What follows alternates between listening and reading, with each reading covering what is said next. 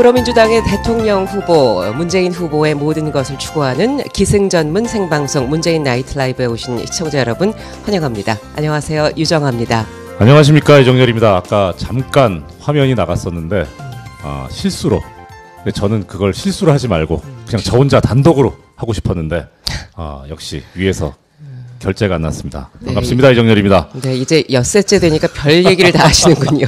네, 유정아 위원장님께서 오늘 본부장 회의가 네, 좀 늦게 끝나서 저희가 9시 조금 넘어서 이렇게 시작을 하게 됐는데 벌써 1000여 명이 다 들어와 계시나요? 예, 오늘 아주 중요한 안건이 있었나 보네요.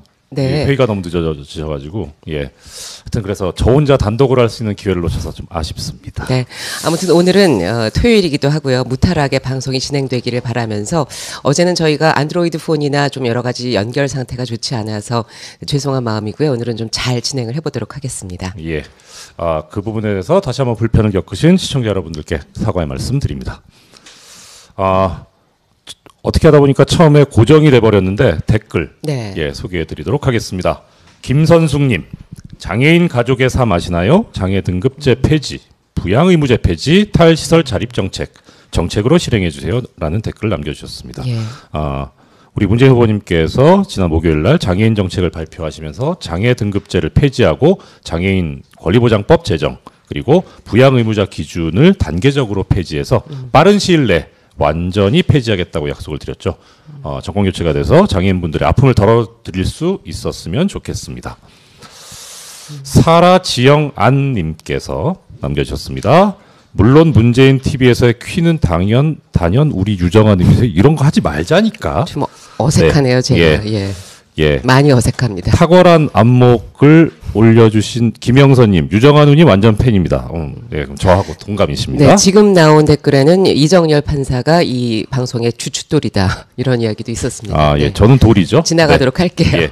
김광욱님, 어떤 예언 같은 그 댓글을 남겨주셨습니다. 문재인 52, 안철수 27, 홍준표 12, 심상정 5, 유승민 3, 나머지 1. 뭔진 모르겠는데 몸무게 같진 않고요. 네, 하여튼 숫자가 뭔가 좀 느낌이 좋은 숫자 아닐까 싶습니다. 예, 그리고 조영선님, 문재인 후보님 역사에 남는 대통령이 돼주세요라고 남겨주셨습니다. 예, 네. 저희의 바람과 같습니다. 예, 그리고 김준나님을 비롯한 여러분께서 송민순 전 장관을 가만두면 안 됩니다. 이렇게 남겨주셨는데요. 이 부분은 잠시 후에 저희 전병헌 전략본부장님과 함께 이야기 나눠보도록 하겠습니다. 많은 분들이 유튜브와 페이스북을 통해서 댓글 남겨주고 계신데요. 시간 나는 대로 저희가 소개해드리도록 하겠습니다. 네. 화면. 예. 지금 화면에 사진 나오고, 야, 멋지네요. 예. 저게 저거 무슨 사진인지 혹시 아십니까? 얼핏 봐서는 무슨 락 콘서트에 무슨 아이돌이 나와 있을 때 환호하는 그런 모습인 것 같은데. 네. 예, 문 후보님이 아이돌 스타셨군요. 이게 저희가 바로 문 페스티벌이라고 그렇게 지금 얘기가 돌고 있습니다. 우리 어제 저녁에 우리 문재인 후보님 인천 유세 사진이에요. 인천이군요. 예. 참 정말 다른 데서는 무려 50분이 참가하는 구름 지지자들이 모였다고 하는데 우리는 우리 문재인 후보님은 구름도 아니고 거의 태풍급의 정말 많은 지지자분들께서 나와 주셨습니다. 많은 분들께서 유세 현장에 가서 나들이 간다 생각하시고 나가시면 좋을 것 같습니다. 정말 축제의 한마당. 그리고 우리 또 문재인 후보님 지지하면서 속에 가슴속에 쌓여왔던 사리들 다 풀어내시고 흥겨운 노래와 춤, 가슴 벅찬 민주주의를 마음껏 느껴보셨으면 좋겠습니다. 네, 그럼 문재인 나이트 라이브 문재인 후보의 하루 일정을 꼼꼼하게 정리해보는 문재인 데일리로 시작하겠습니다. 오늘 문재인 후보는 부울경을 방문했는데요. 울산이 발칵 뒤집어졌습니다. 대낮부터 수많은 시민들이 유세 현장을 가득 메웠는데요. 문재인 후보는 조선업을 살리고 쇠퇴하고 있는 산업수도 울산을 다시 일으켜 세우겠다고 약속했습니다.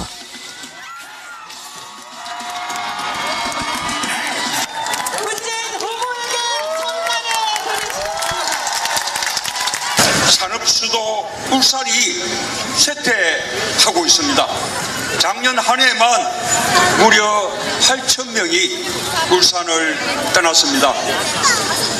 조선해버렸다는 이야기 나온 지가 언젠데 대책 없이 방치하고 있습니다. 중공업, 자동차, 석유화학, 울산의 주력 산업들이 줄줄이 어려움을 겪고 있는데 정부는 무대책입니다. 울산 경제도 나라 경제도 위기입니다. 이대로는 안 되겠죠? 저 문재인이 다시 시작하겠습니다. 산업수도 울산을 깨우겠습니다. 울산 경제를 살려 대한민국 경제 성장판을 다시 열겠습니다.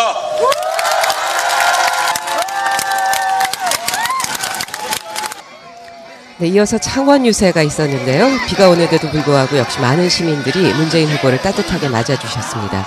문재인 후보는 민주화의 주역이었던 경남의 역사를 강조하면서 무너진 정의와 민주주의를 다시 세우겠다고 강조했습니다.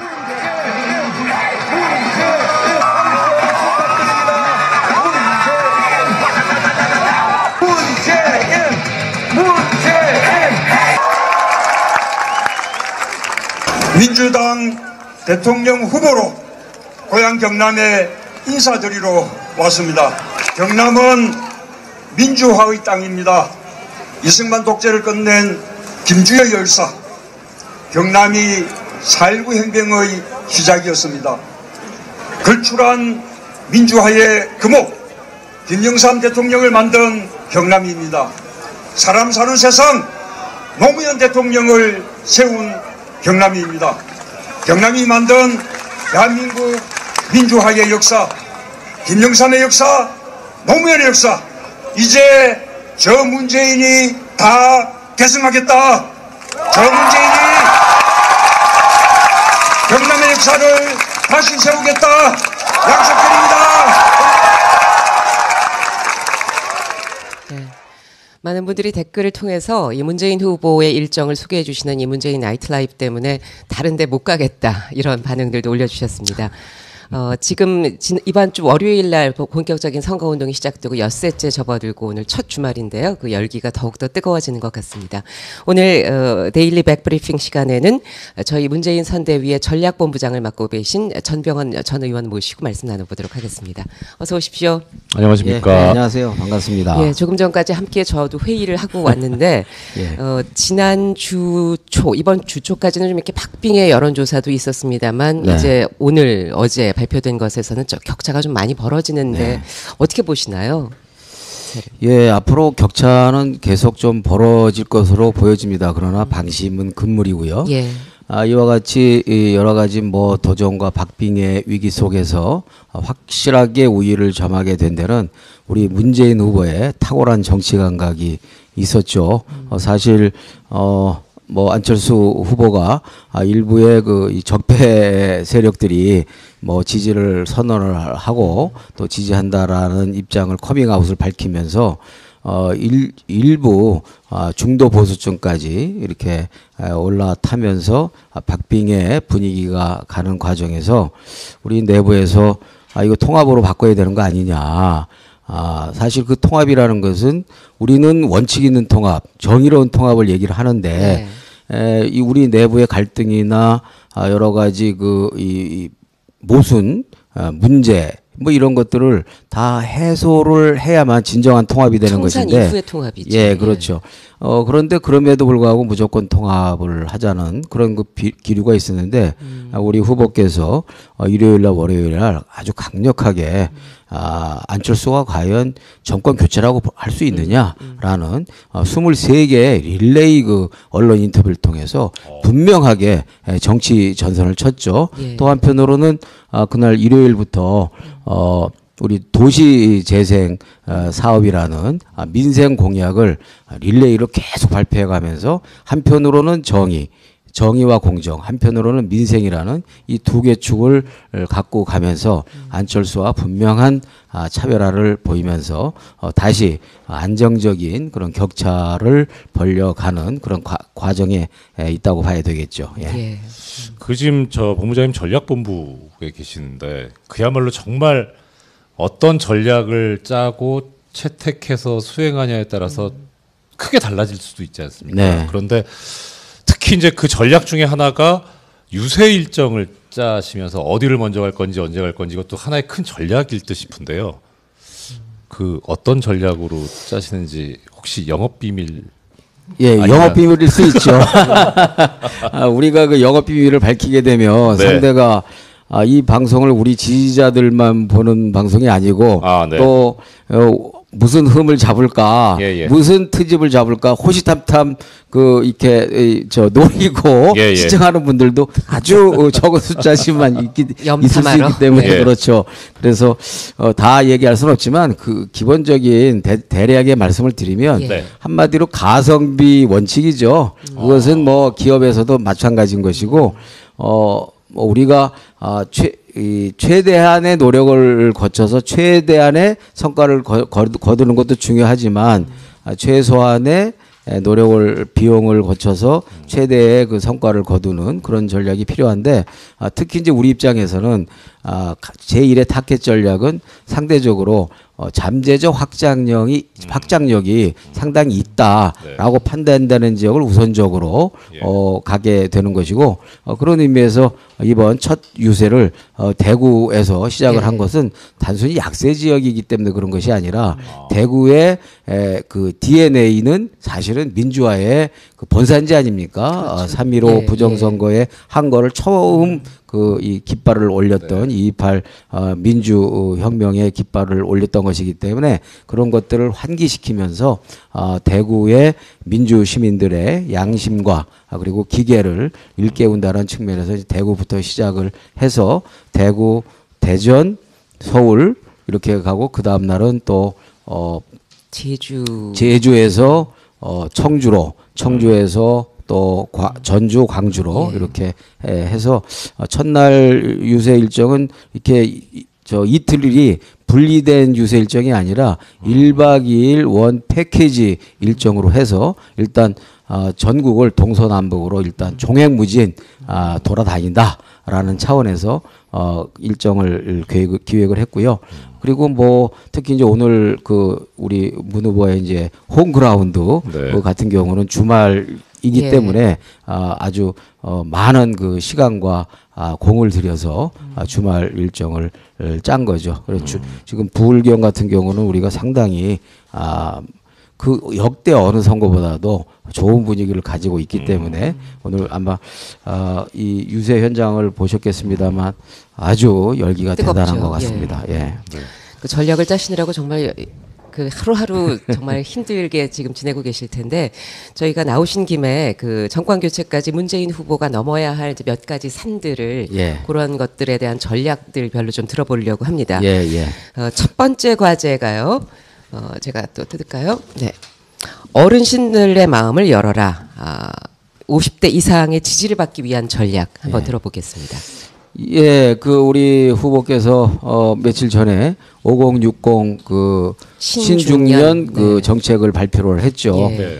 거기에서 이제 신중년 정책의 뭐 내용들, 당장에 이제 50대 중반 이후에 오랫동안 다니던 직장 또는 정년에 맨 현장에 있어서 일자리에 대한 불안과 노후에 대한 불안, 이런 것들이 가득한 그런 세대들에 대해서 여러 가지 정책들을 냈죠. 예.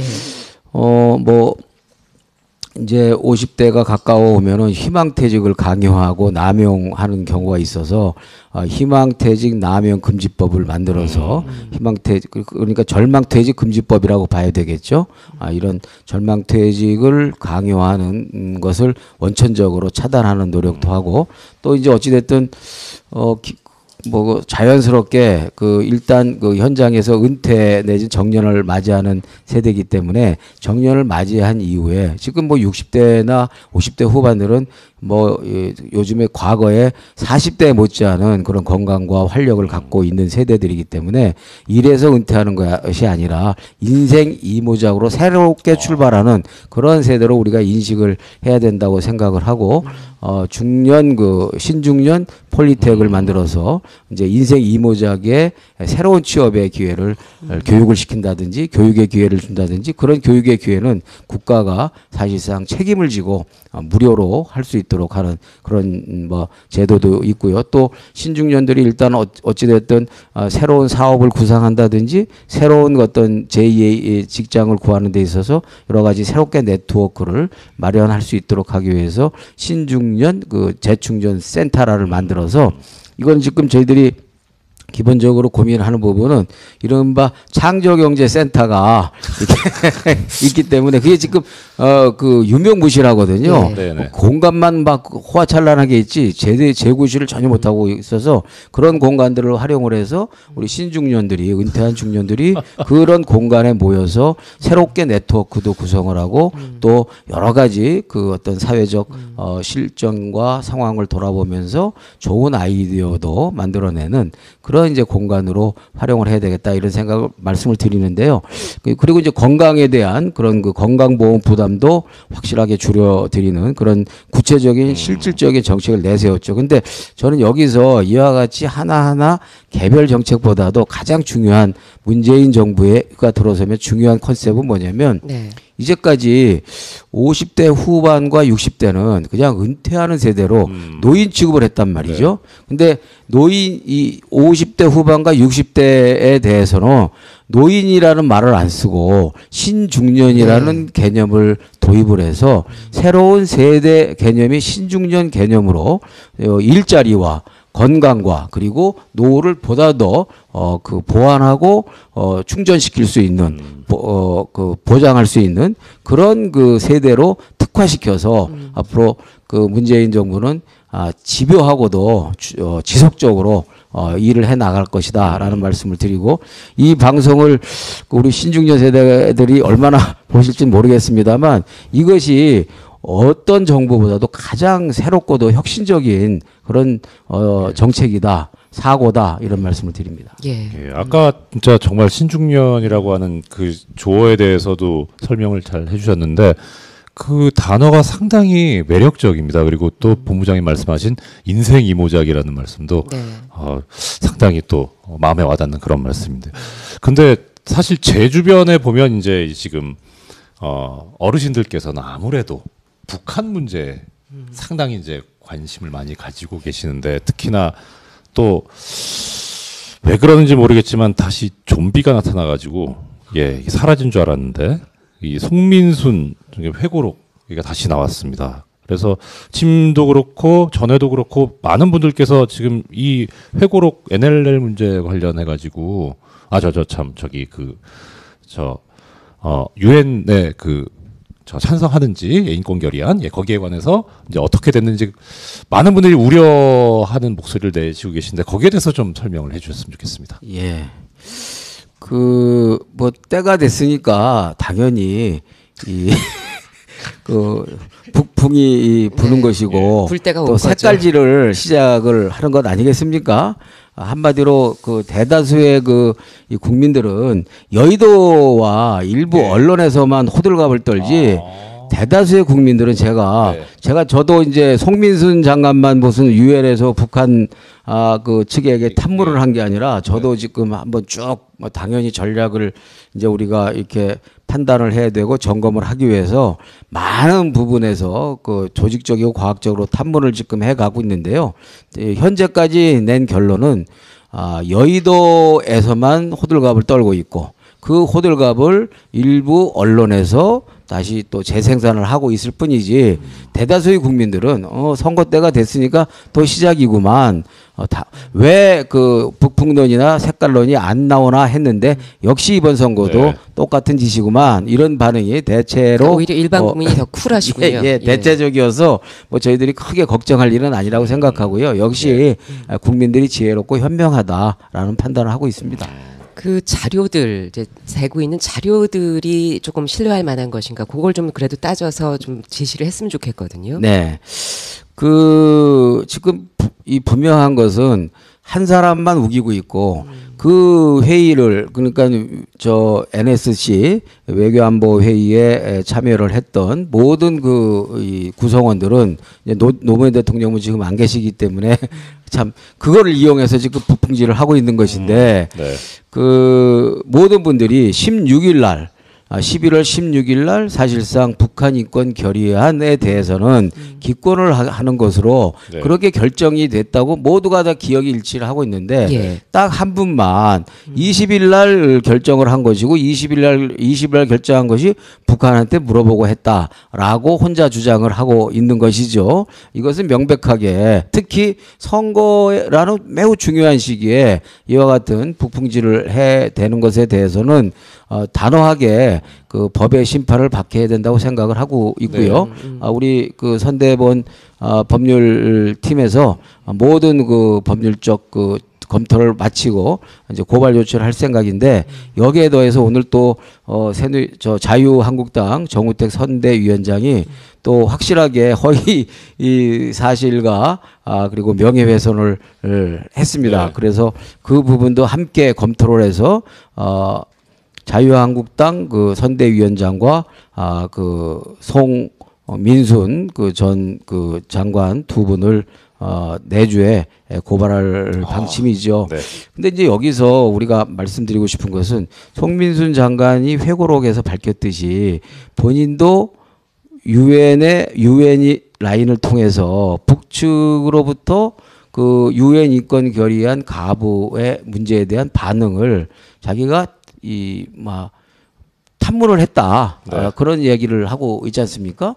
그런데 북한 측에 지금 북한 측을 물어본 것이냐, 북한 측에 탐문을 한 것이냐라는 그 논쟁이 벌어지게 된 것이 바로 송민순 외교부 장관이 외교부 라인을 통해서 북한 측에 유엔 인권 결의안을 우리가 처리하게 됐을 경우에 북한의 반응이 어떤 것인가라는 그 물어봤기 때문에 그 송민순 장관도 물어봤기 때문에 자기 이야기는 이 반응을 탐문했다 이런 이제 입장이겠지만 사실은 결과적으로 그 물어본 것이죠, 그게. 그렇기 때문에 북한의 반응이 일단 반대지만 유엔 인권 결의안에 처리하는 것에 대해서 반대하지만 격렬하게 반응하지는 않을 것 같다라는 그런 이야기를 했기 때문에 우리 정부의 북한 그 라인이 외교부, 통일부, 국정원 아닙니까? 네. 근데 외교부는 뭐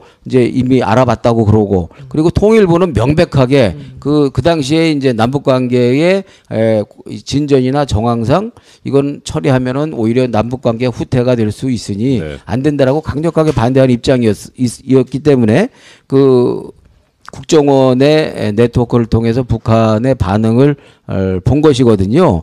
그것을 자기가 물어본 것은 뭐 그 현황 파악이고 그 국정원이 물어본 것은 결재받은 것이다. 네. 이런 식의 사고야말로 자기가 하면 로맨스고 남이 하면 불륜이다. 불륜이라는 거죠. 라는 전형적인 케이스 아닌가. 예. 그런 이제 유감을 갖게 네. 되고요. 정말 무책임하고 이 더군다나 일국의 외교를 담당했던 분이 이게 외교 안보 문제는 국가 기밀 사안 네, 아닙니까? 네. 이런 국가 기밀 사안을 자기 회고록에 마구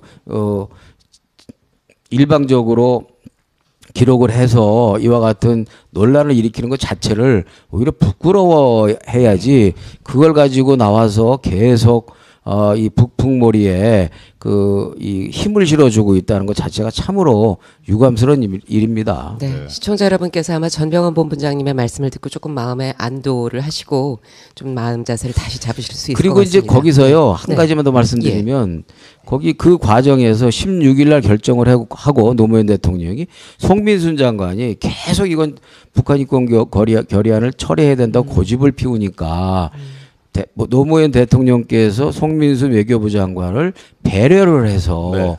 좀 이렇게 네. 그 어쩔 수 없다라는 그런 취지로 이렇게 결론을 내기 위해서 며칠간의 말미를 준 것을 마치 우리가 노무현 정부가 북한에 물어보고서 결정을 하려고 했던 것처럼 이렇게 몰아가는 것이야말로 그야말로 배륜으로 갚는 것 아닌가. 배륜. 정말 유감스럽습니다. 예. 네.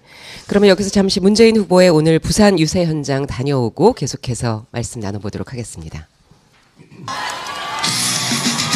부산이 뒤비졌다. 나라가 바뀐다. 부산 시민들이 모두 모인 것 같습니다. 엄청난 인파 속에서 부산 유세가 펼쳐졌습니다. 문재인 후보는 지긋지긋한 색깔 논쟁과 망국의 지역주의를 넘어 무너진 정의를 바로 세우는 통합 대통령이 되겠다고 강조했습니다.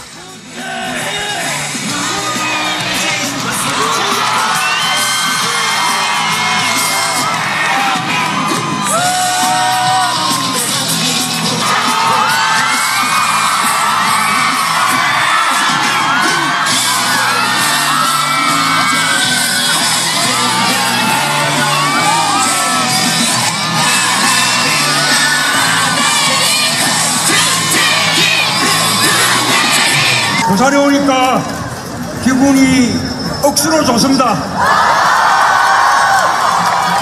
역시 고향입니다. 다른 데 먼저 다닌 다음에 부산에 왔습니다. 부산 시민들이 부산은 다 됐다. 여기 올 시간 있으면 딴 데 댕기라. 그래서 어려운 지역에 먼저 갔습니다. 그게 부산 민심 맞습니까? 그러면 이제 더 안 와도 되겠습니까? 그러면 됐다 한번 해주실랍니까? 문재인 됐나 문재인. 노무현 대통령 서거 8주기 때 보고드리겠습니다. 당신이 못다 이룬 지역주의 극복의 꿈, 당신의 친구 문재인이 해냈다. 이렇게 자랑스럽게 말씀드리겠습니다. 그 위대한 역사의 승리를 우리 부산 시민들께서 만들어 주시겠습니까? 부산을 동북아 해양 수도로 만들겠습니다. 신해양 산업 육성과 주력 산업 고도화로 부산의 미래 성장 동력을 창출하겠습니다. 저 문재인 꼭 성공한 대통령이 돼서 우리 부산의 자랑이 되겠습니다. 부산 시민의 긍지가 되겠습니다.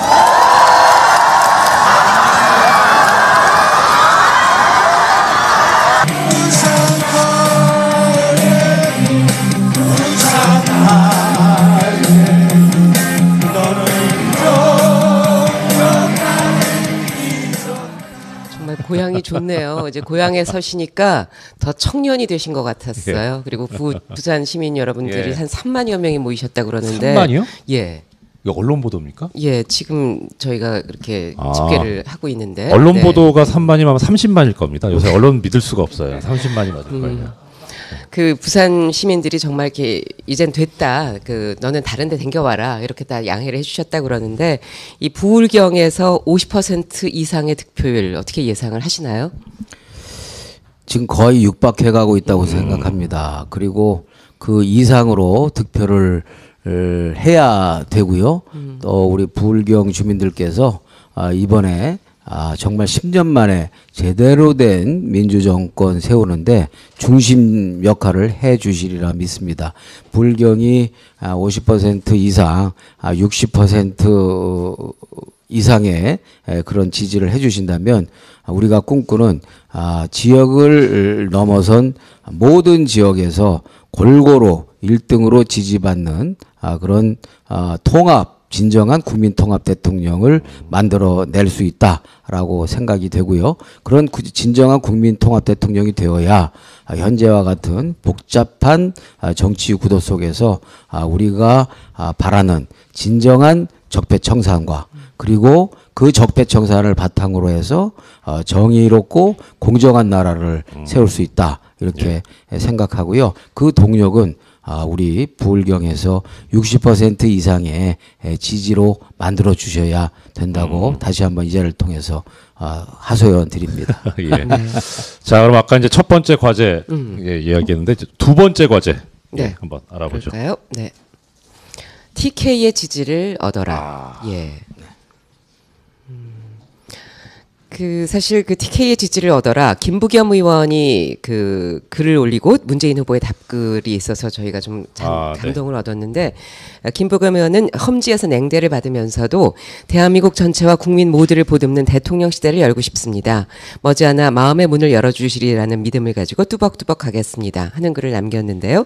문재인 후보가 그 글을 공유하면서 김대중 전 대통령이 평생을 걸어온 길입니다. 노무현이 벽을 깨기 위해 부딪혀온 길입니다. 이제 두 분을 대신해 김부겸 동지가 그 길을 걷고 있습니다. 지역 감정의 견고한 성이 조금씩 허물어지는 것은 동지의 눈물 덕분입니다. 이런 또 따뜻한 답글을 썼습니다. 어떻게 보셨나요? 예, 정말 그 가슴 짠한 그런 서로의 정감 어린 글과 답장이었고요. 제가 볼 때는 이제 대구 TK 지역을 험지라고 얘기하는 것은 이제 조금 올드 버전 아닌가 이렇게 생각을 합니다. 이미 대구는 블루 오션 지역으로서 변해가고 있다고 생각을 하고요. 네. 그리고 우리 김부겸 동지 같은 분들이 앞장서서 정말로 개척 정신을 가지고 뛰어온 그런 결과로 김부겸 의원과 홍일학 의원님이 당당하게 대구에서 당선이 되었고, 그리고 지금 정권 교체의 바람과 함께 우리 문재인 후보에 대한 지지 강도도 아주 높게 되고 있어서 이미 안철수와 문재인 후보의 TK에서의 지지도는 역전이 됐습니다. 예. 아마 더 벌어지리라 생각을 하고요. 지금 이제 홍준표 후보가 뭐 1등이라고 나오고 있는데 그것은 두고 봐야 할 일이고, 최종적으로는 아마 우리 TK 지역에서도 진정한 정권 교체 그리고 통합을 이루기 위해서 대구가 앞장서서 그 꿈을 실현시켜 주리라 믿습니다. 네. 그게 또 이번 첫 번째 지역 유세를 대구에서부터 시작하신 그런 의미가 아닐까 또. 예, 그렇습니다. 네. 세 번째 과제. 예. 예. 호남이여 다시 한번. 네. 네. 참 역시 또 호남도 우리 전통적인 이제 우리 더불어민주당을 지지해 주셨던 지역인데, 근데 사실 어떻게 요번에 보면은 이제 뭐 안철수 후보 야권 쪽으로 파악을 하고 어느 쪽이 돼도 좋은 거 아니냐. 그래서 마음의 갈피를 잘 못 잡고 중심을 못 잡고 계신 거 아닌가 하는 그런 얘기들이 있거든요. 그런데 이번에는 지난 대선 때 90% 가까운 압도적인 지지가 있었는데 이번에는 어떻게 예상하고 계신지요? 지금 이미 호남도 네. 사실상 대세적 흐름은 결정이 됐다고 생각합니다. 네. 그리고 어찌됐든 지금 뭐 부울경과 수도권이 거의 같은 지지 증가세를 보이고 있어서 네. 그야말로 상전벽해죠. 네. 예, 그런데 호남은 유일하게 지금 문재인 후보에 대한 지지가 55%를 훌쩍 지금 넘어가고 있어서 호남 역시 호남 주민들께서 우리 이 민주당의 본산이고 그리고 민주주의의 성지라는 것을 점차 이렇게 느껴가면서 확산시키고 있다라고 생각하고요. 특히 이번 송민순 소위 말해서 송민순발 색깔론과 북풍이 여기에 대해서 안철수 후보가 그야말로 아주 정치권의 적폐 중에 적폐 아닙니까? 네. 이 적폐에 안철수 후보가 올라탔기 때문에 호남 우리 주민들께서 아주 실망을 많이 이미 하고 있고, 게다가 거기에 입만 열면 김대중 우리 대통령을 내세우면서 뭐 좀 나쁘게 얘기하면 팔면서 네. 한편으로는 또 입만 열면 우리 문재인 후보를 그 네. 비방을 해서 네. 문모닝이라는 그 조어를 만들어낸 장본이신 우리 그 박지원 그 호남의 대표적인 정치인께서 이 김대중 정신인 이 남북 화해와 평화 그리고 평생을 고통받았던 이 색깔론에 이 박지원 대표까지 이렇게 가세하면서 그리고 폐륜적인 이건 정치 아니냐 이런 이제 어떤 지지자들의 반발이 많이 있고요. 이런 것들이 눈에 띄게 이제 일어나고 있어서 호남은 아마 이번 주를 지나면 60% 이상의 그 지지를 돌파하지 않을까 저희들은 그렇게 보고 있고 최종적으로는 그 시간이 갈수록 이 지지는 급격하게 가속화돼서 투표 날인 5월 9일 날에는 과연 이 신기록을 세울지 아니면 지난번에 92% 예. 받았잖아요. 예. 그래서 신기록을 다시 한번 세울지 아니면은 약간 못 미칠지 그것은 두고 봐야 될 일인 것 같습니다. 그러나 어찌됐든 현재로서는 모든 전 17개 시도 가운데 가장 압도적인 그런 지지를 우리 문재인 후보에게 몰아주고 있다. 이건 뭐 객관적인 데이터니까요. 네. 네. 저희가 전병헌 전략본부장님과 그 문재인 후보가 넘어야 할 이제 몇 가지 과제들을 알아보고 있는데요. 마지막 과제 넘어가기 전에 그 지금 한 2,600분 정도가 보고 계세요. 근데 여러 가지 댓글 가운데 지금 전병헌 본부장님이 하고 계신 넥타이가 본인은 무슨 색깔이라고 생각하세요? 혹시? 네. 네. 이거요? 네. 이건 뭐 색깔론을 얘기하는 건 아니고 이건 푸른색이니까요. 네. 예, 저는 파란색입니다. 네. 예, 그리고 파란색이라고 하셨는데 네. 이게 국민의당 색깔이 아니냐. 그래서 저도 이렇게 봤더니 약간의 초록빛이 띄워지는 거예요. 그래요? 네. 그런데 어떤 분께서 또 좋은 말씀 해주신 게 국민의당을 감싸 안겠다는 뜻이다. 네, 이런 아주 깊은 뜻을 해석을 해주셨어요. 예. 그런 뜻으로 하신 거죠? 국민의당 색깔은 좀 더 요거보다 초록빛이죠. 초록이 짙은 초록이 깔려서 네. 좀 칙칙하고 네. 제 그 넥타이는 파란색 계열의 비치색이라고 봐야 됩니다. 그래서 이 푸른색과 그 이 초록색이 약간 섞여 있는 아주 비추색이어서 그런 국민의당 해석을 색깔은 그 해주시네요. 4대강 색깔이죠. 누런 녹차 라떼. 녹차 라떼. 네, 예. 뭐, 네. 그럼 마지막으로 넘어가도록 하겠습니다. 예. 마지막 질문입니다. 네. 샤이 보수의 표심을 경계하라. 네. 지금 현재 자신의 그러니까 표의 어떤 향방을 이야기하지 않고 있는 보수층이 있을 것이다. 어디에 지금 섞여 있느냐 그런 얘기인데요. 네. 저건 정말 만만치 않은 아주 예리하신 질문입니다. 우리가 지금 말씀드린 것처럼 PK도 압도적이고 그리고 TK도 동요하면서 움직이기 시작하고 있고 우리 아마 역대 선거 이래 가장 많은 득표적 지지율을 보이고 있고 또 호남에서 지금 압도적인 지지를 향해서 달려가고 있는 그런 분위기와 함께 지금 국정농단과 탄핵 국면에서 이 보수들이 이렇게 잠복되어서 결정적인 한 방을 날리려고 이렇게 준비하는 그런 가능성도 상당히 높다고 보여지고 있고요. 이 점이 우리가 마지막 순간까지 긴장해서는 안 된다. 그리고 자만해서도 안 된다.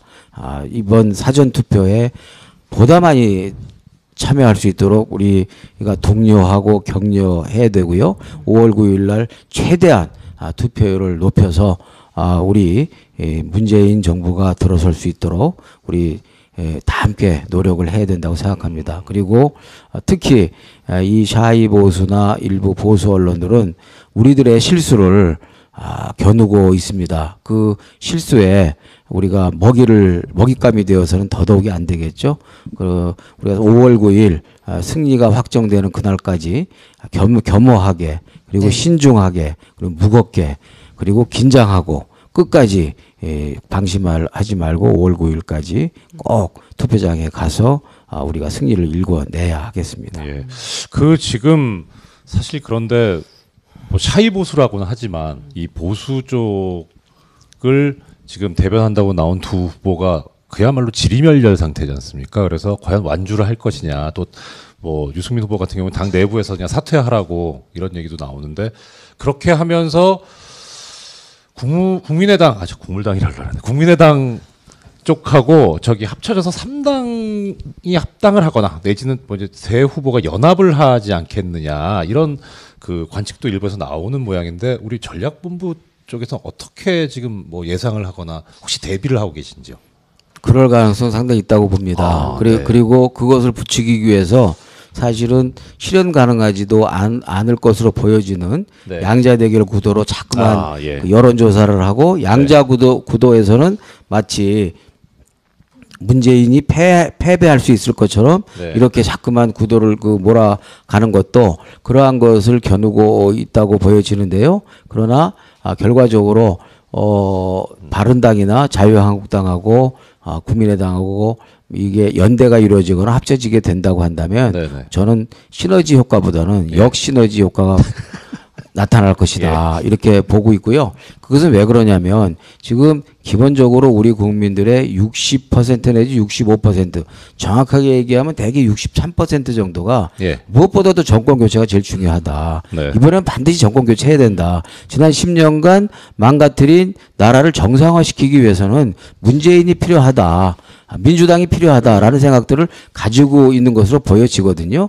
그런 측면에서 정권 교체 세력들이 이게 뭐 자유한국당이나 바른정당은 지난 10년간 집권해왔던 세력들이고 예. 그리고 그들과 연대하거나 뭐 서로 통합을 하게 된다면 그것은 정권 교체가 아니라 아닌 거죠. 예. 정권 연장인 것이죠. 변장한 정권 교체일 뿐이고 확실하게 정권 연장이다라는 것을 국민들한테 명확하게 오히려 보여주는 효과가 있기 때문에 네. 역시너지 효과로서 그때도 우리가 오히려 더 승리할 가능성이 높지 않는가라고 생각을 하고 있는데 그럴 때를 대비해서 뭐 사전적으로 여러 가지 우리가 전략적인 고민을 하고 전략적인 그런 그 방안을 마련을 해서 미리 예비 단속을 좀 하는 노력을 해야 되겠죠. 그리고 그런 준비도 해 가고 있습니다. 네. 예. 오늘 전병헌 전략본부장님 모시고 뜨거운 현안들에 대해서 네 가지로 나누어서 말씀 들어봤는데요. 말씀 너무 감사드리고요. 마지막으로 그 5월 9일까지 이 시청자 여러분께서 좀 하셨으면 좋겠는 어떤 이야기들 좀 마지막으로 해주시죠. 예, 이번에 이제 그 선거 전에 긴 그 사실상의 연휴가 시작이 되기 때문에 그 또 연휴 기간 중간에 사전 투표가 5월 4일, 5월 5일 있기 때문에 이번에 사전 투표가 무엇보다도 중요할 것 같습니다. 어디 여행을 혹시 갈 계획이 있으시더라도 사전 투표는 꼭 하고 가실 수 있도록 주변 분들 많이 단도리 좀 해주시고요. 그리고 또 5월 9일 날 꼭 그 투표를 할 수 있도록 주변의 분들 열심히 해서 투표 참여 운동을 5월 1일부터는 투표 참여 운동으로 전환을 해야 될 것 같습니다. 네. 그리고 지금 현재 확실하게 우세한 건 사실입니다만 한치의 방심이 있어서는 안 된다. 그리고 우리들의 실수를 늘 호시탐탐 노려보고 있는 그런 많은 세력들과 눈들이 있기 때문에 우리 스스로 실수하지 말고 겸허하게 최후의 일각까지 최후의 순간까지 최선을 다해 나가야 된다고 생각합니다. 우리 선대위에서도 또 문재인 후보께서도 최선을 다할 것입니다. 다시 한번 늘 격려해 주시고 또 여기에 올 때까지 바로 우리 문재인 후보 문팬들의 뜨거운 지지가 있었기 때문에 가능하다고 생각하고요. 이번에 정권이 교체가 돼서 문재인 국민통합정부가 들어선다면 우리 문팬 여러분들이야말로 최고의 공신이고 1등 창업 공신들이다라는 말씀을 드리면서 끝까지 함께 해갔으면 좋겠습니다. 감사합니다. 네. 오늘 고맙습니다. 문재인 선대위의 전병헌 전략본부장님과 말씀 나눠봤습니다. 고맙습니다. 고맙습니다. 지금 여러분은 문재인 TV를 시청하고 계십니다. 사랑합니다. 감사합니다.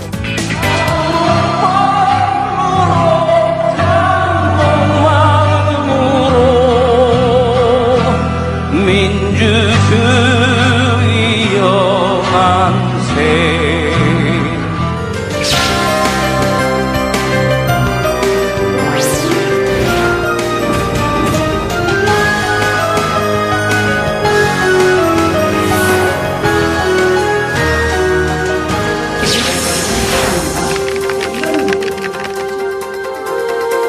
여성에 대한 폭력은 사안의 문제가 아닌 관계의 문제이고 불평등의 문제입니다. 제 힘으로 구조를 다 바꿀 수 없겠으나 다른 구성의 방향이 어떠해야 할지에 대해 말을 아끼지 않을 것입니다. 유치원 과정에 대해서는 대형 단설 유치원 신설은 자제하고 사립 유치원에 대해서는 독립 운영 보장하고 문제는 유치원 교육을 사립 유치원 원장의 관점에서 주로 발언하고 해결책을 제시했다는 것입니다. 유치원 고민에서 우리 고민의 출발점은 유아들이 얼마나 좋은 환경에서 교육받을 것인가, 어떻게 하면 경무에 시달리는 교사들이 더 나은 환경에서 일할 수 있게 할 것인가, 좋은 교육을 받기를 바라는 아이 부모님들의 열망에 어떻게 부응할 것인가입니다.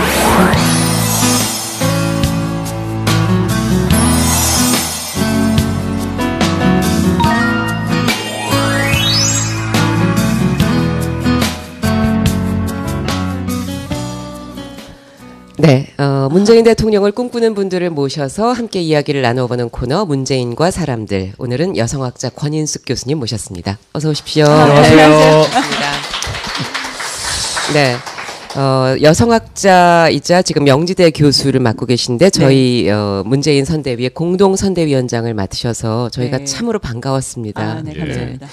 그간 사실은 여성학자이고 또 노동운동의 경력도 있으시고 그래서 정치권으로부터 많은 제안을 받으셨을 것 같은데 어떠셨어요? 그간? 뭐 노동운동이나 여성학자여서 정치권에 제한이 있었던 것 같지는 않고요. 그때 여기 좀 제한 사전에 조금 나왔습니다만 제가 그때 부천서 사건 때문에 그거를 알리면서 좀 그때 당시에 좀 유명세가 있었어요. 그래서 그렇죠, 아마 예. 그 정치권에서 조금 원하지 않았었을까 싶은데 근데 저는 사실 그때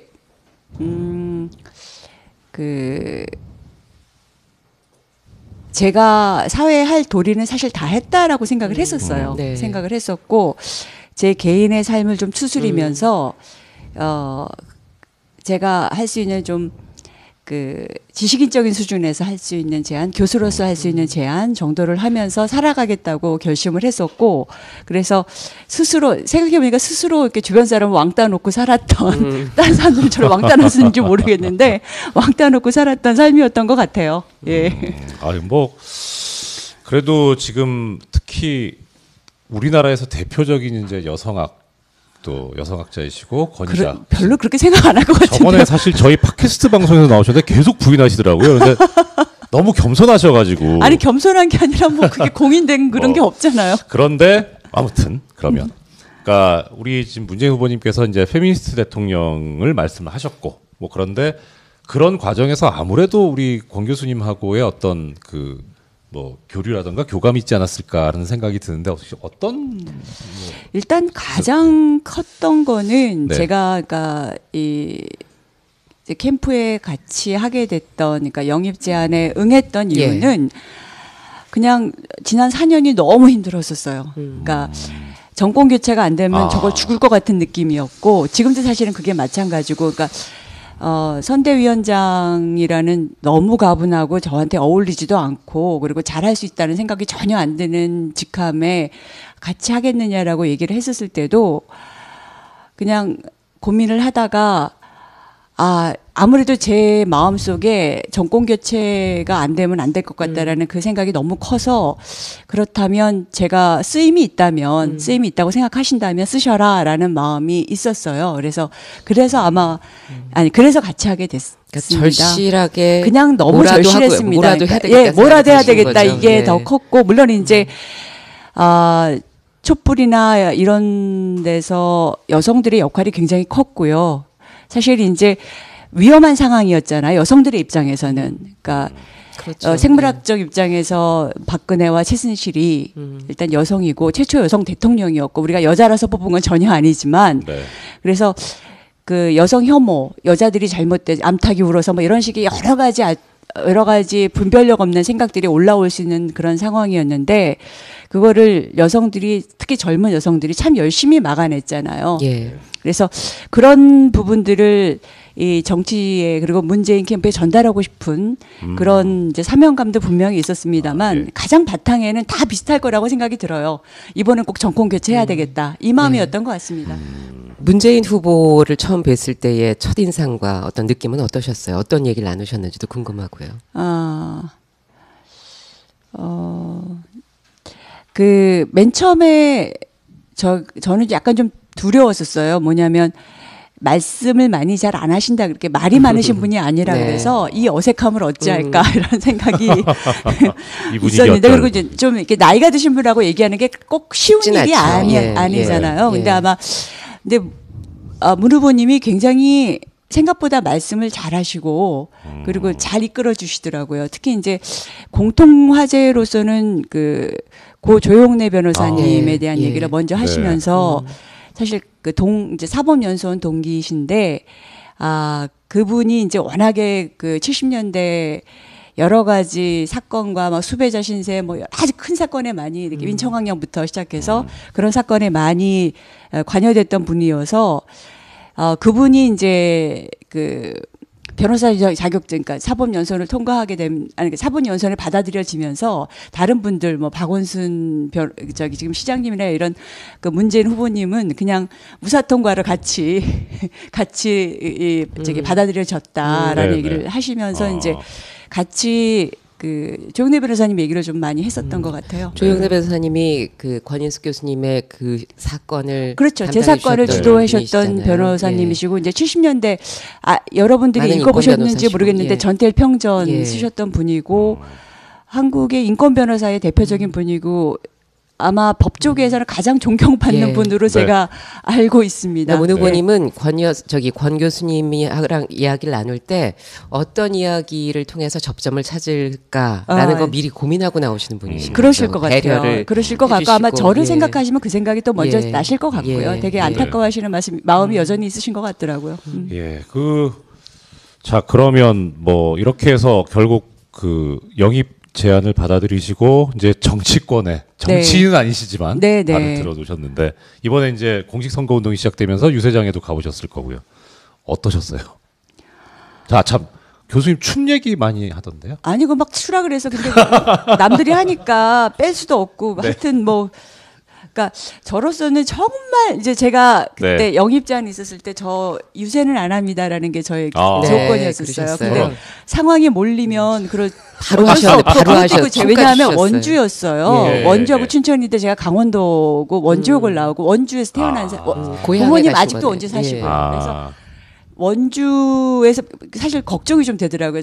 무슨 뭐 사실 제 책임도 아닌데도 이 강원도 분들이 사실 예. 이제 민주당에 그렇게 우호적이지 않았던 예. 분들이 많았잖아요. 이제까지 선거 결과도 있고 그러니까 혹시 많이 안 나오시면 어떡하나 너무 이렇게 마음이 걱정스러운 거예요. 근데 네. 굉장히 환호를 해주시더라고요. 환호해 주시고 그래서 저도 이제 얼떨결에 근데 좀 그 다음에 후회는 많이 나더라고요. 좀 그냥 약간 좀 고독한 모습을 예. 계속 취할 걸 뭐 이런 제 개인적인 그런 판단이 있는데 근데 사람들이 일단 뭐 요번에 이제 다 같은 마음이다라는 그러니까 문재인 후보님을 지지한다라는 거는 단순히 어떤 정당의 누구를 지지하고 더 나은 공약을 내세우는 누군가를 지지한다는 마음이 아니라 이 적폐청산이라든가 촛불 이런 정신을 어떻게든 살려야 되겠다는 그리고 공동체를 회복해야 되겠다는 절박한 마음이 이렇게 다 깔려 있는 느낌이었는데 그것보다도 우선은 문재인 후보님을 되게 좋아하는 것 같았어요. 네. 그러니까 사람들이 눈에서 정말 하트가 이렇게 막 뿅뿅뿅. 뿅뿅 나오는 네. 그 느낌. 그러니까 나이를 불문하고 뭐 성별과 관계없이 다들 참 문재인 후보님을 개인적으로 좋아하는구나라는 생각이 참 많이 들더라고요. 예. 2012년에는 제가 광화문 유세에서 사회를 볼 때 그 유세를 보러 나오셨다는 얘기 예, 제가 한 세네 번쯤에서 봤었어요. 예, 오셨단 그때 말씀 안경 쓰고 들었는데 나오셨잖아요. 제가 그때 선글라스. 눈에 알러지가 있어서 그러니까. 대선 때 그 첫 번째 선글라스를 끼고 그 무대에서 사회를 본 첫 번째 여인으로 예. 기록이 됐다는 얘기를 들었는데요. 그렇게 관람을 하시면서 보시다가 직접 이제 그 유세차 위에서 춤도 추시고 직접 참여를 해보시니까 정말 같이 정권 교체를 해나간다라는 느낌이 드시나요? 하여튼 강원도에서도 이렇게 지지를 받으신다면 이거는 정말 우리 국민들이 굉장히 마음이 많이 모아졌구나라는 생각이 좀 많이 들고 희망적으로 느껴졌죠. 특히 최근에 이제 보면 아까 하트 뿅뿅 말씀하셨는데 네. 특히 여성분들 네. 또 이제 젊은 여성분들이 많이 그 유세 현장에 유입이 되고 또 지지와 환호를 보내주고 계신 뿐만 아니라 또 콘서트장에 가시던 분들이 지금 이 유세장으로 들어오는 게 아니냐.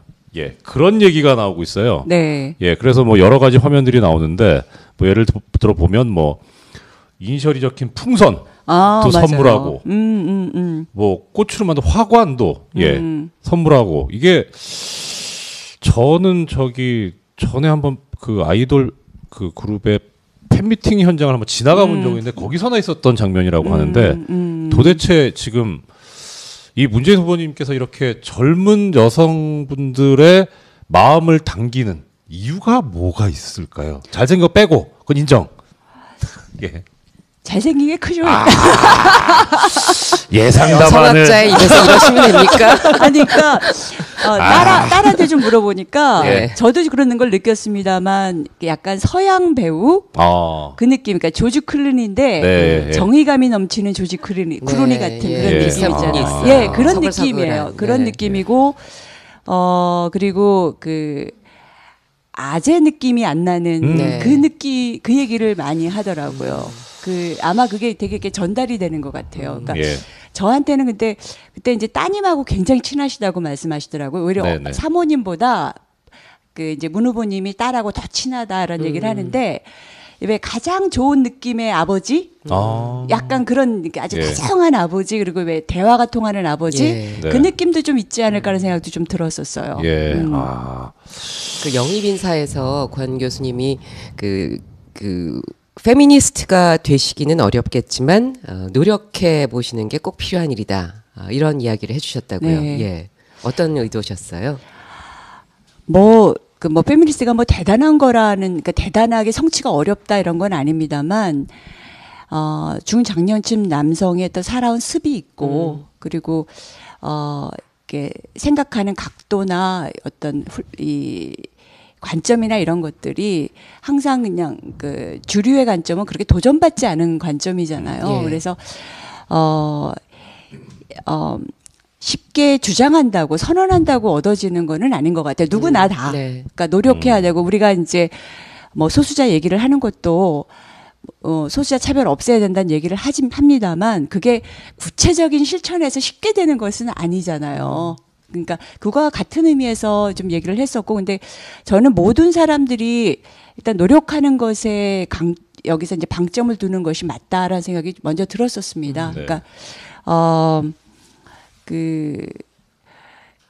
문재인 후보님이 페미니스트가 된다라고 했을 때 되게 다들 어색하지 않나요? 사실 저는- 우리나라에서 예, 어떻게- 그러니까 좀 어색하다기보다는 네.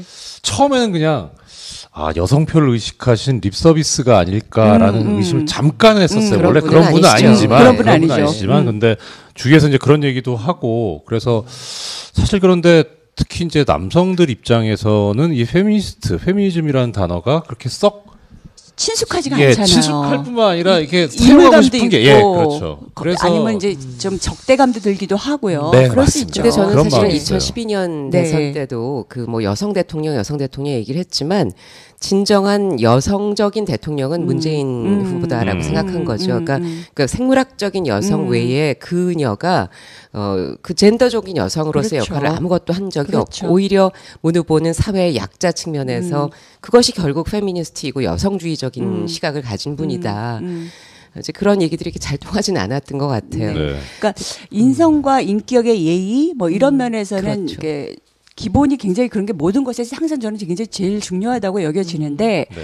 일단 문 후보님이 그러니까 페미니스트가 되겠다라는 선언을 하신 거는 사실 이제 이게 현실의 문제를 해결하기는 우리 한국 사회가 직면하고 있는 문제를 해결하기 위해서 성평등이 너무 필요하다라는 본인의 판단이 전 들어와 있다고 생각이 들어서 그걸 예. 굉장히 단호하고 강경하게 표현하신 건데 왜냐하면 이제 우리 사회에 뭐 요즘 얘기하는 것이 뭐 이제 고령화 저출산 얘기를 하잖아요. 근데 사실 우리 사회에서는 이 고령화 저출산 얘기하기 이전에 먼저 해결해야 될 문제들이 너무 많습니다. 고령화에서 네. 가장 어려운 거는, 그러니까 가장 문제가 되는 것은 일할 사람들이 없는 문제잖아요. 네. 젊은이. 근데 저희 나라는 OECD 기준으로 보면 여성이 가장 일을 안 하는 나라에 속해요. 아, 그래요? 네, 안 한다가 아니라 못 한다 아닙니까? 못 한다든 안 그렇죠. 한다든. 예, 그러니까 예. 경력 단절이 일단 너무 심하기도 합니다만, 뭐 저임금 얘기도 가장 많이 합니다만 일단 그 여성의 경제활동 참여율이 너무 낮은 나라에 속하고 그런 관점에서 보면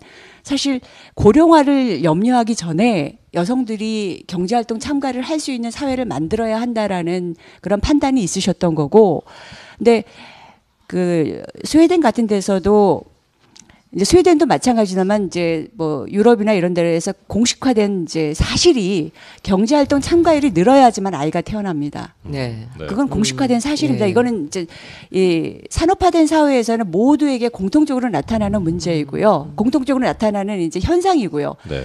그래서 스웨덴도 이 문제를 해결하기 위해서 한 20년 정도 저출산 문제를 해결해서 투자를 했거든요. 네. 근데 성평등이 이루어지지 않으면 도저히 이게 이런 저출산 문제나 이런 것이 해결되지 않습니다. 그래서 네.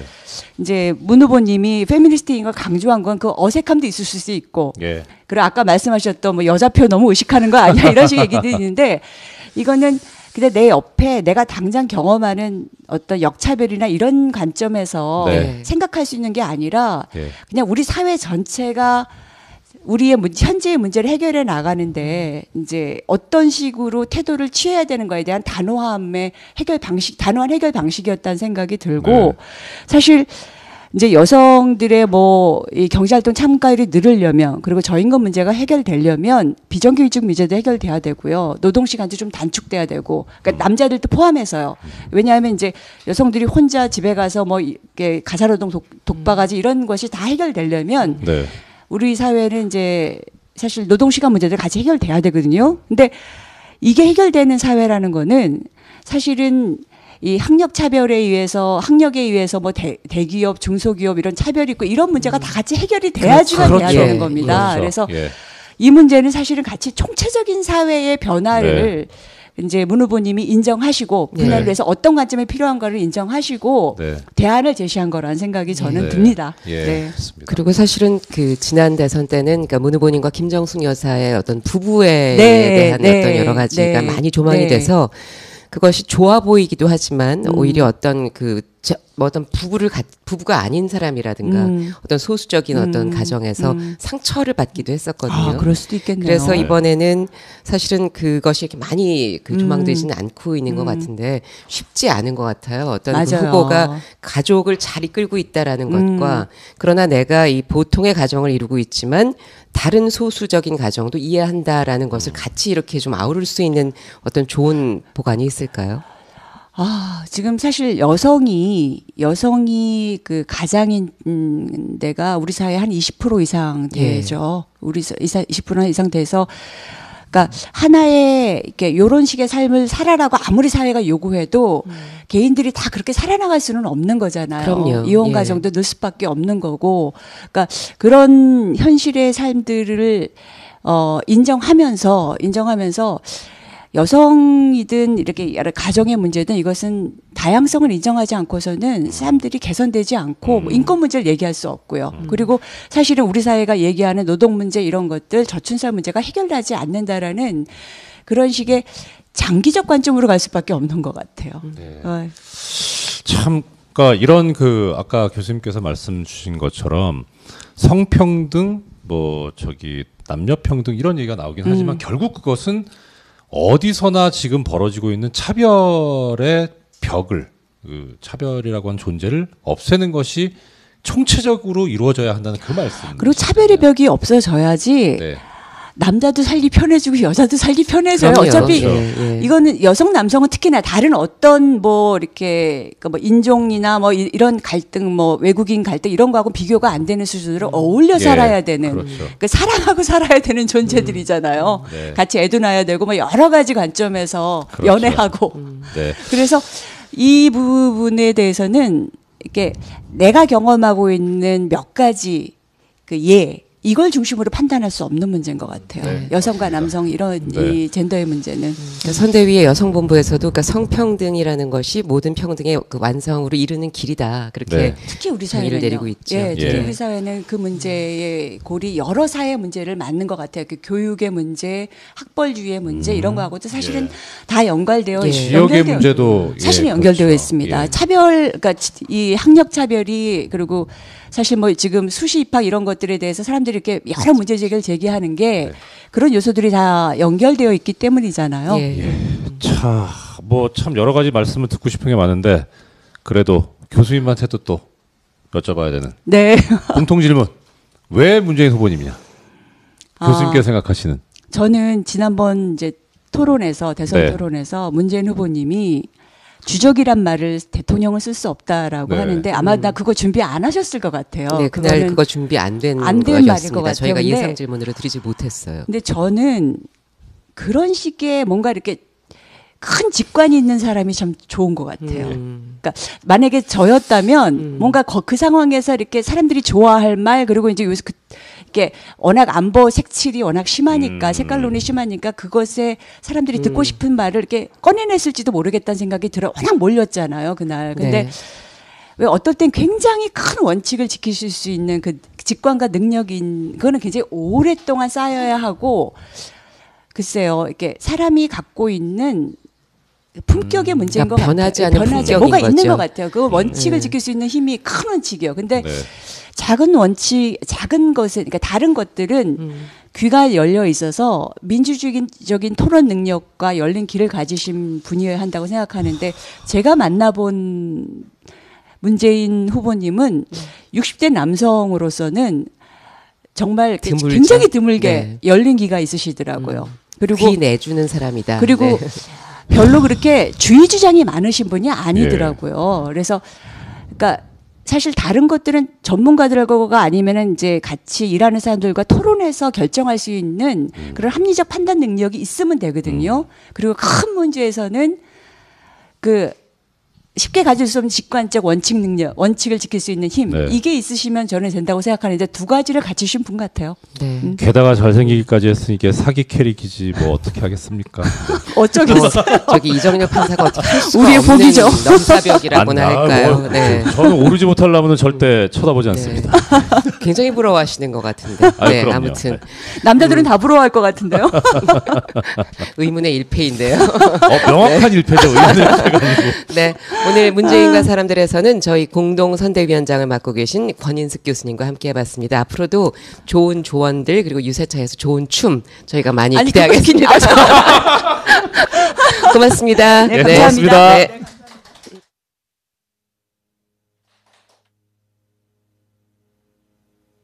재외국민 여러분 안녕하십니까? 제19대 대통령 후보 기호 1번 문재인입니다. 그 어느 때보다 많은 분들이 재외국민 선거에 등록해 주셨습니다. 나라다운 나라를 만들어야 한다는 간절한 소망이 나라 바깥에서도 이렇게 뜨겁습니다. 진심으로 감사드립니다. 4월 25일부터 30일까지 재외국민 선거가 실시됩니다. 여러분이 거주하는 지역의 재외 공간을 찾아서 저 문재인에게 소중한 한 표 부탁드립니다. 이번 선거는 정권 교체를 선택하느냐, 정권 연장을 선택하느냐 결정하는 선거입니다. 이번 선거는 준비된 대통령을 뽑느냐, 불안한 대통령을 뽑느냐 결정하는 선거입니다. 나라를 나라답게 만들어 주셔야 합니다.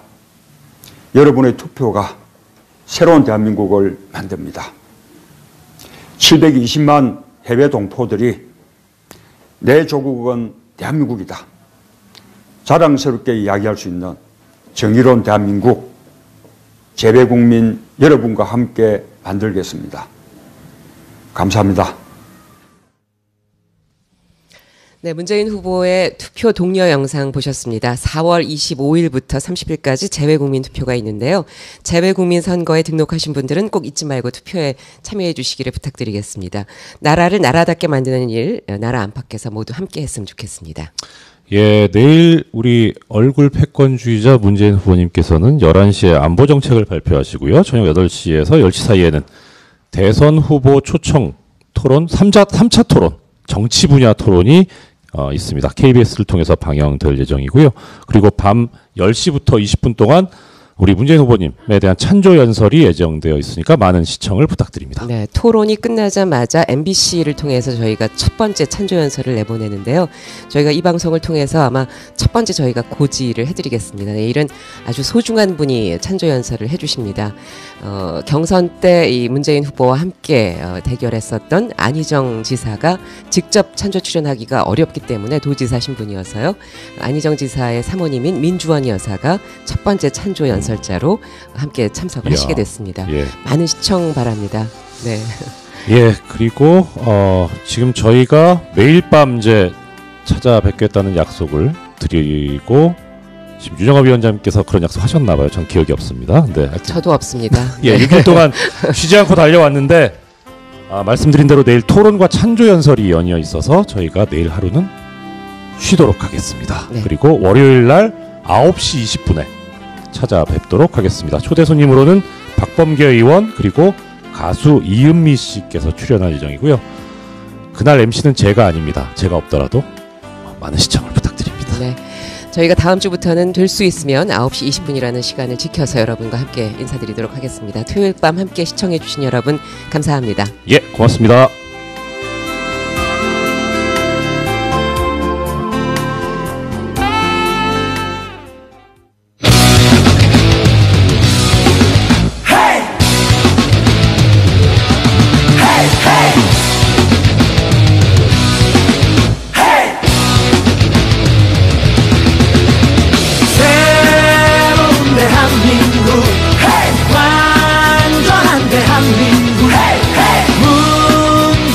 손잡고 다시 하나 되는 우리 대한민국 새로운 대한민국 완전한 대한민국 문재인과 손잡고 다시 하나 되는 우리 대한민국 오오오오오오오 든든한 문재인 든든한 문재인 오오오오오오오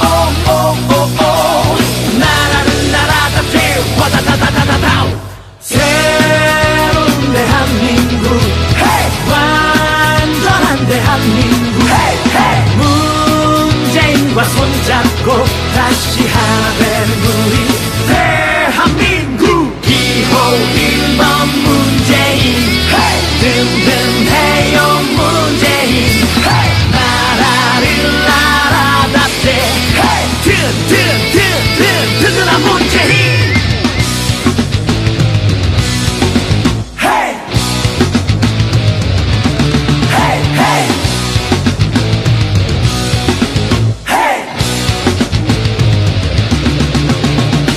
새로운 대한민국 완전한 대한민국 문재인과 손잡고 다시 하나 되는 우리 대한민국 오오오오오오오 든든한 문재인 든든한 문재인 오오오오오오오 나라는 나라답게 와다다다다다다 새로운 대한민국 완전한 대한민국 문재인과 손잡고 다시 하나